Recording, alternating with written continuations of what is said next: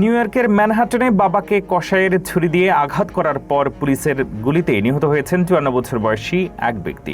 রোববার বিকেলে lower east সাইডের লুডলো স্ট্রিটের একটি অ্যাপার্টমেন্টে ঘটে ভয়াবহ এই ঘটনা।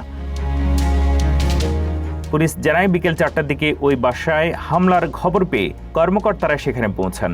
ভবনে ঢোকার পর সিঁড়ি বেয়ে উপরে রক্তের দাগ দেখতে পান তারা। সেই রক্তের পথ অনুসরণ করে এগুতেই পুলিশ সদস্যদের সামনে আসে ৫৪ বছর বয়সী ওয়েই চ্যান। তার হাতে ছিল একটি বড় কসাইয়ের ছুরি।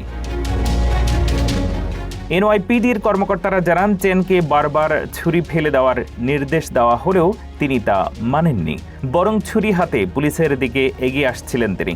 এক পর্যায়ে পরিস্থিতি নিয়ন্ত্রণে আনতে কর্মকর্তারা গুলি চালান। গুলিতে গুরুতর আহত চ্যানকে দ্রুত বেলভিউ হাসপাতালে নেওয়া হয়। পরে চিকিৎসক তাকে মৃত ঘোষণা করেন।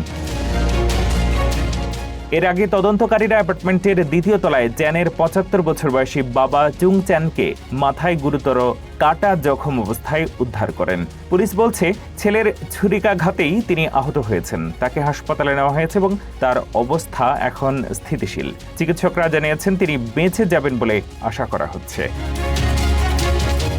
পুলিশ জানিয়েছে, ওয়ে চ্যানের আগে কোনো অপরাধের রেকর্ড ছিল না, তবে তার মানসিক স্বাস্থ্য সংক্রান্ত পূর্ব ইতিহাস ছিল। ঘটনায় কোনো পুলিশ কর্মকর্তা আহত হননি। ঘটনাস্থল থেকে ছুরিটিও উদ্ধার করা হয়েছে। পুলিশ কর্মকর্তাদের গুলি চালানোর বিষয়টি নিয়ে অভ্যন্তরীণ তদন্ত হবে এবং তাদের বডি ক্যামেরায় ফুটেজ প্রকাশ করা হবে বলে জানিয়েছেন নিউ ইয়র্কের মেয়র জোহরান মামদানি।